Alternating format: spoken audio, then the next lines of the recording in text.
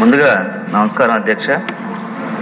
నన్ను ఈరోజు ఈ సభకు రావడానికి అవకాశం ఇచ్చినటువంటి ఉప ముఖ్యమంత్రి పవన్ కళ్యాణ్ గారికి, అలాగే ముఖ్యమంత్రి చంద్రబాబు నాయుడు గారికి, మనోహర్ గారికి, అలాగే పోలవరం నియోజకవర్గ ప్రజలకు హృదయపూర్వక కృతజ్ఞత తెలియజేస్తున్నాను అధ్యక్ష. అలాగే గత వారం రోజుల ముందు వచ్చినటువంటి తుఫాన్ వల్ల ముఖ్యంగా పోలవరం నియోజకవర్గంలో కుకునూరు, వేలేరుపాడు, అలాగే పోలవరం మండలాల్లో పూర్తిగా నష్టం జరిగింది అధ్యక్ష. అలాగే తెలంగాణ, ఆంధ్రాకు సంబంధించి పెదవాగు ప్రాజెక్టు ఇది 2 రాష్ట్రాల మధ్య ఉంది అధ్యక్ష.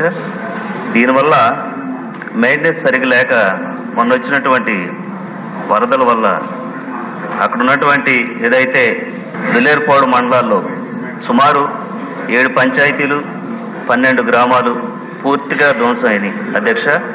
అలాగే సుమారు 3000 కుటుంబాలు ఈరోజు దానివల్ల రోడ్లు, ఇల్లు, అలాగే వ్యవసాయ భూములు కూడా పూర్తిగా ధ్వంసమైనాయి అధ్యక్ష. అలాగే దీనికి మన ప్రభుత్వం నుంచి వెంటనే చర్యలు తీసుకొని వారిని సురక్షిత ప్రాంతాలకు తరలించాం. అలాగే వారికి అదే గ్రామంలో భోజన సదుపాయాలు, మంచినీరు, వైద్య సదుపాయం, అలాగే వారు ఉండటానికి బరకాలు ఇవన్నీ కూడా నివాసితులకి ప్రభుత్వం ద్వారాగా వెంటనే అందించాం అధ్యక్ష. అలాగే నష్టపోయినటువంటి ఏదైతే ఈ 3000 కుటుంబాలకి మన ప్రభుత్వం ద్వారాగా వెంటనే ఆర్థిక సహాయం చేయాలని మన ముఖ్యమంత్రి వారిని కోరడం జరుగుతుంది అధ్యక్ష. అలాగే పోలవరం ప్రాజెక్టు సంబంధించి నిర్వాసితుల సమస్య అధ్యక్ష. గత ప్రభుత్వంలో 2013 భూసేకరణ చట్టం క్రింద 5 లక్షల రూపాయలు ఉన్నదాన్ని 10 లక్షల రూపాయలు ఇస్తానని హామీ ఇచ్చి మోసం చేసినటువంటి ప్రభుత్వం వైసీపీ ప్రభుత్వం అధ్యక్ష. అలాగే ప్రాజెక్ట్ని చూడటానికి కూడా అనుమతులు కూడా ఇవ్వలేనటువంటి పరిస్థితి వైసీపీ ప్రభుత్వం తీసుకొచ్చింది అధ్యక్ష.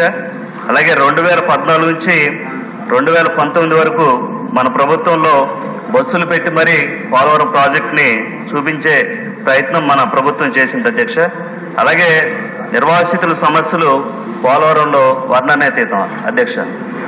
అలాగే వారికి తక్షణమే ఏదైతే మనం ఎన్నికల్లో ఇచ్చినటువంటి హామీలు ఏదైతే ఉన్నాయో వెంటనే నిర్వాసితులకి వెంటనే తప్పకుండా న్యాయం చేయాలని నిర్వాసితులందరూ కూడా భావిస్తున్నారు అధ్యక్ష. మన ప్రభుత్వం ద్వారాగా తప్పకుండా వారికి న్యాయం జరుగుద్దని అనుకుంటున్నారు అధ్యక్ష. అలాగే వారికి సంబంధించి ఏదైతే ఇల్లు కానీ, భూమికి బదులు భూమి కానీ, అలాగే R&R ప్యాకేజీ కానీ ఇవన్నీ కూడా ఇచ్చి వారిని సురక్షిత ప్రాంతాల్లో ఏదైతే వారికి నిర్మించేటువంటి ఇల్లుని సురక్షిత ప్రాంతాల్లో ఇస్తే తప్పకుండా వారు అక్కడి నుంచి వెళ్తారు.